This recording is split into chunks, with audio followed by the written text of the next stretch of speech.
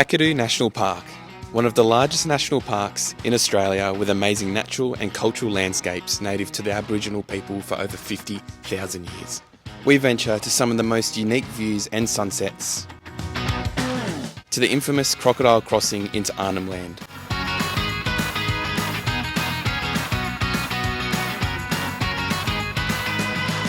Then crossing over to the waterfalls,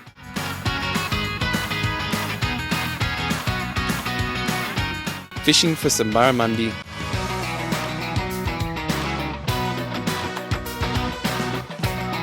and then making our way off the beaten track to where we come across wild buffaloes,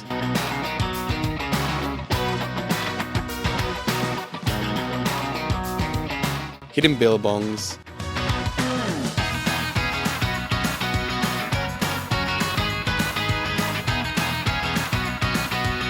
and finishing off at the famous yellow water sunset cruise in the heart of Kakadu.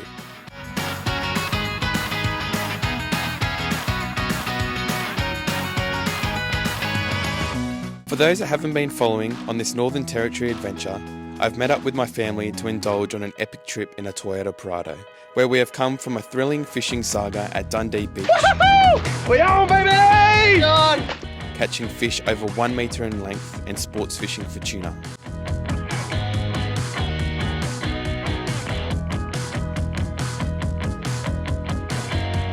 Then going all the way to all the destinations in Litchfield National Park, where we have unknowingly swimming with crocodiles.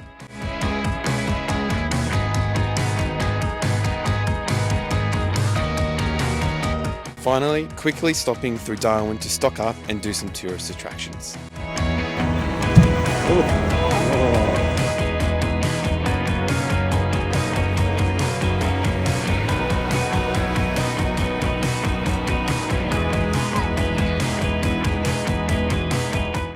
And I would highly suggest on your way into the entrance of Kakadu National Park, you should hop into Water Billabong for a quick look at some crocodiles and the potential to catch some barramundi.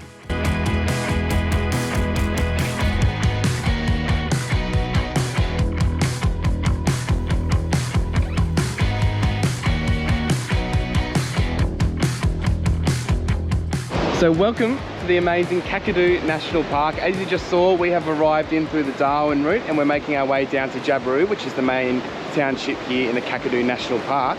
I thought I'd just start off the episode at an amazing place called Cahills Crossing.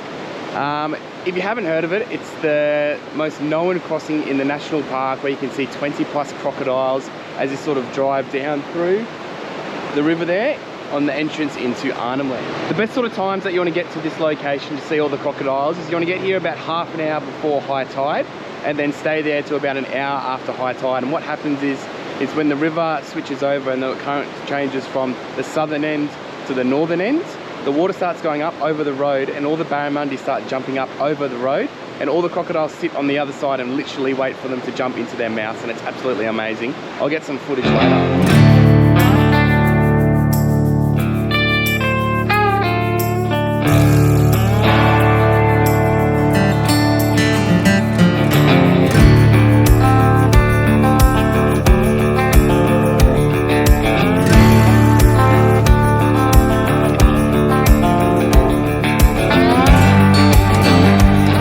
Just a little bit of quick information before we have a crack at getting some barramundi. If you want to head over to Arnhem Land, you can go past this crossing for another 10 minutes or so, but otherwise you will need to get a permit. I'm not quite sure what the permit situation is for that. But yeah, let's go check it out. Quickly add in there are two main platforms that you can sort of view all the crocodiles from. There's one as you sort of just rock up on the right hand side as you're driving in to go across the crossing. Obviously there's a car park just out the back as well, and then there's a one about 50 metres down the road as well. So there's two locations. The really busy one, which they've built in the last 12 months, is a fantastic little platform. I'll show you that in a sec. And the other one's secretly hidden a little bit down the river, which is where all the barramundi fishing is.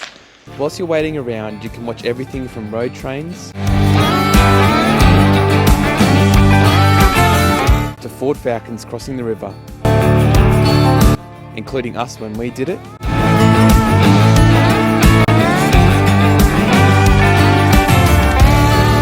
as well as try some fishing or be as game as this guy, who clearly has no idea what he's doing. Plus, they also do croc cruises up and down the river.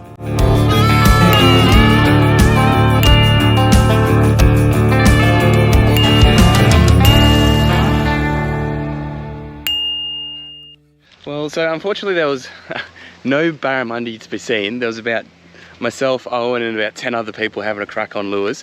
But we've just popped around the corner. It's sort of hidden. There's this place called, I don't know how to say that, the Angelic Arts Centre, but it's also a little convenience store, so you can get yourself some ice creams and some cold drinks and everything. It's literally 1 minute around the corner. There's no signs to it. I'm not quite entirely sure why.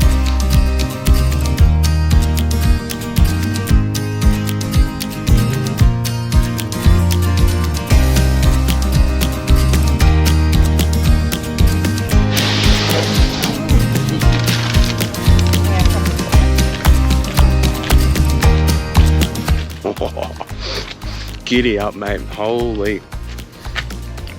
That is so good after an extremely hot day in the middle of nowhere.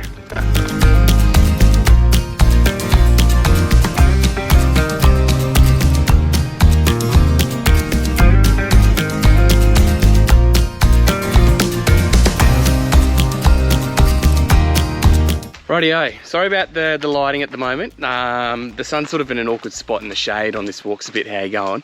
But we've just arrived at what I believe is the best sunset spot in the whole national park. It's at a place called the Ubirr Rock at the I think it's pronounced the Nadob Lookout. So this spot is about a 5 to 10 minute drive from Cahills Crossing where we were just at, where the crocs and lack of barramundi were. So you want to get here at around 4:30 in the afternoon to sort of beat the crowds to get your spot up on top of the rock at the lookout. So it's about a 1.5 kilometre return walk, and along the way you sort of go past all this Aboriginal rock art, which is really, really cool as well.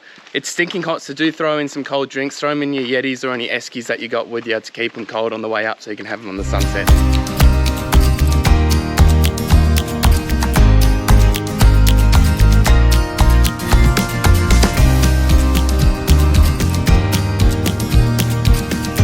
Really, really cool. You can see actually some of the artwork imprinted up on the rocks there.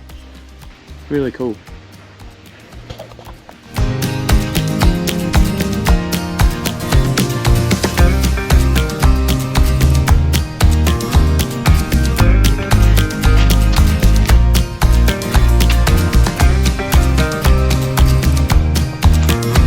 So there you go, just a little bit of Aboriginal history there for you. But let's get up to this rock and check out this amazing sunset over Arnhem Land.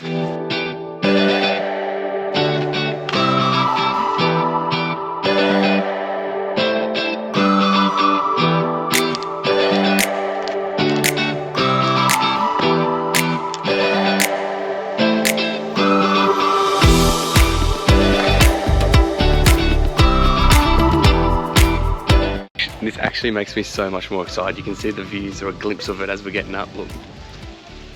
Out there. Here we go.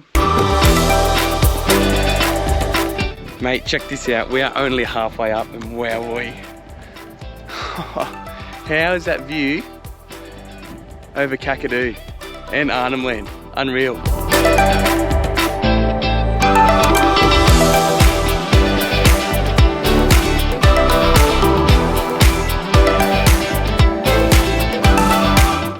You know what the bonus is about getting here early? You get front seat. We're gonna sit right here and we're gonna watch that big boy set.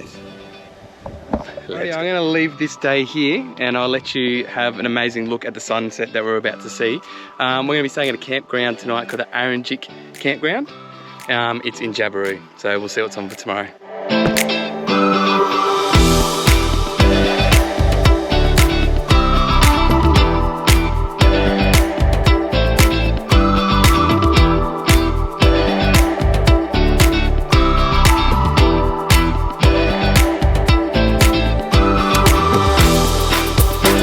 So we're just on our way to Maguk Falls and we sort of just quickly on the highway, we saw a massive buffalo running through the tree line here. So I'm gonna quickly get my, we've just lost sight of it. I'm gonna get my drone up to see if I can find it. How cool.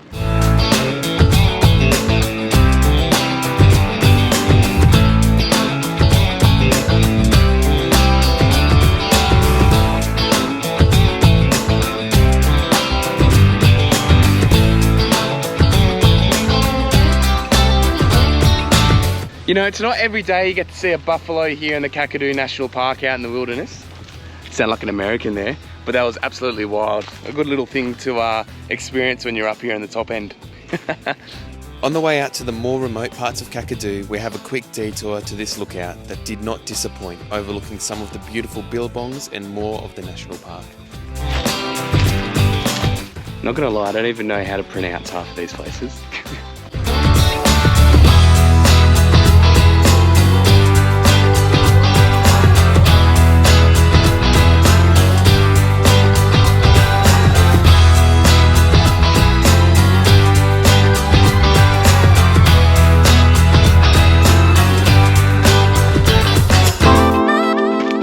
Check this out.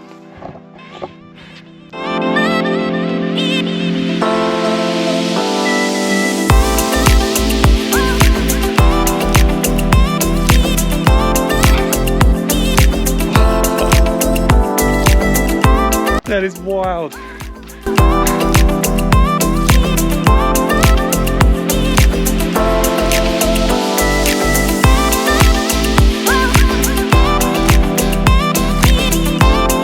After finally coming across the not-so-travelled part of the southern end of Kakadu, we pull over for some lunch and a cast or two with the rods, before finally endeavouring down to the quietly hidden campground and location called the Sandy Billabong.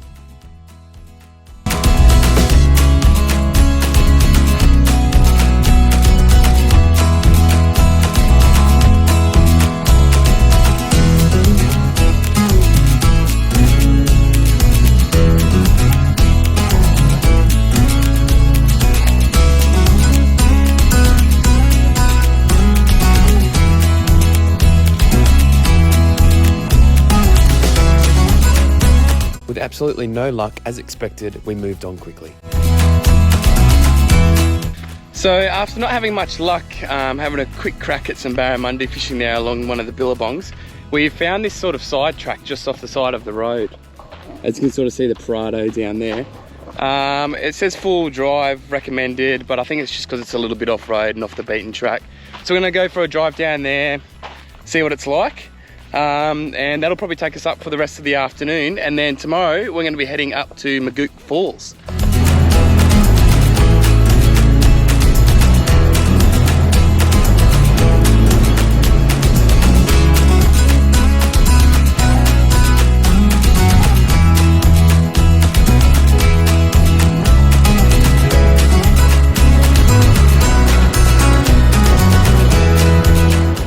So after driving through all that bush for the last 20 minutes or so, this has sort of popped out into an amazing billabong just behind me.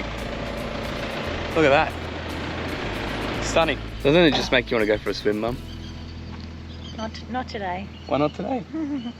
Not here. Why not here? Oh well, it's tempting. It is so tempting for a swim, but man, there would be so many crocs in there, I reckon.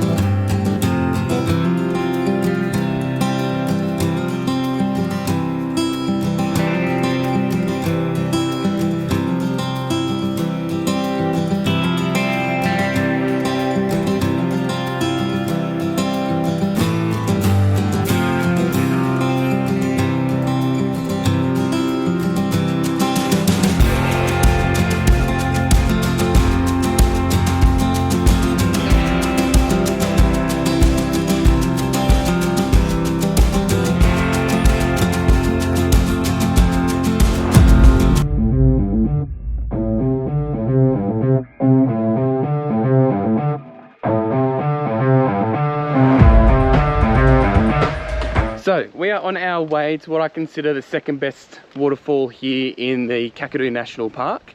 It's called Maguk Falls, also known as Barramundi Falls. So this waterfall is about 10 kilometers off the Arnhem Land Highway. It's red dirt, lots of corrugations. It suggests four-wheel drive only, but there's lots of two-wheel drives down here. The only reason why it would suggest that is possibly because of all the corrugations. All you have to do is just let your tyre pressures down a little bit and just maintain between about 60 and 70 kilometers an hour.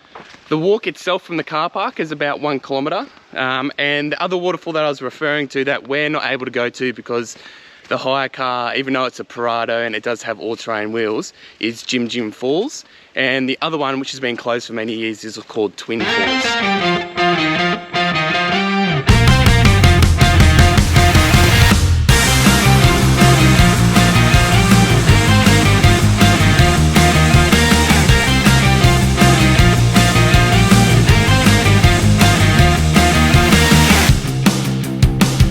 feel safe swimming in these water zones? Yes. Now, Jim Falls is about 50 kilometres of driving in with the last 10 kilometres of four-wheel drive only. I'd highly recommend that waterfall out of all the waterfalls here in Kakadu. Last time it was absolutely phenomenal. And then, yeah, as I said, Twin Falls has been closed for a few years. Apparently they're doing maintenance, so not quite sure when that will open up.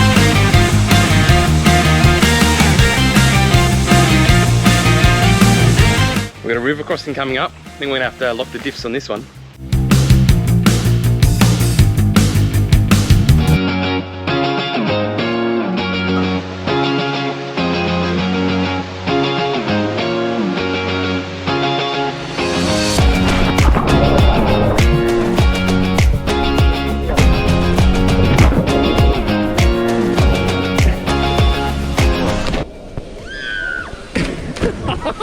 Mum, you chickened out.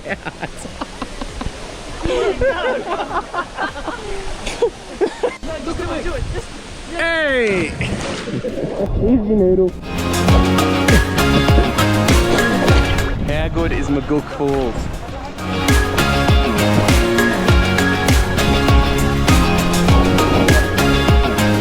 So just while we're sort of swimming here in Maguk Falls, I just wanted to let you know about the sort of crocodile situation that's been happening up here in the NT. So Bitter Springs and Mataranka Springs in the last 3 days have both spotted crocodiles, saltwater crocodiles and freshwater crocodiles in them. And it's like in the middle of the bloody holiday season up here. It is absolutely whacked. So it really doesn't make me feel any better when I'm swimming in water like this, that we don't know if there's actually any or not. I'm pretty sure it's safe, but the thousands of people that have been swimming in the Mataranka Springs and Bitter Springs without having any idea, but it's all shut at the moment. So hot tip, bring a noodle so you can just swim around in here. So I'm going to give away a secret little spot here at Maguk Waterfalls. If you just turn around, if you climb up the side there, there's actually a hidden pool up there that not many people go to, and now everybody here's seen people do it. They're going to go up there. Let's go see what it's like.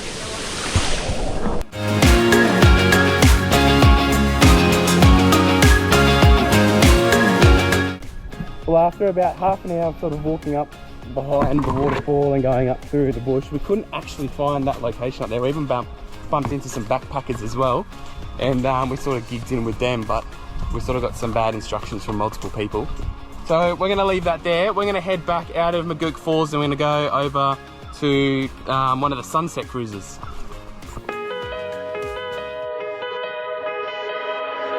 To finish off the trip, we go on a tour boat at sunset through the river channels, floodplains and backwater swamps of the yellow Water Billabong at the end of Jim Creek. It was previously awarded the 2012 Qantas Australia Tourism Award and goes for around 1.5 to 2 hours.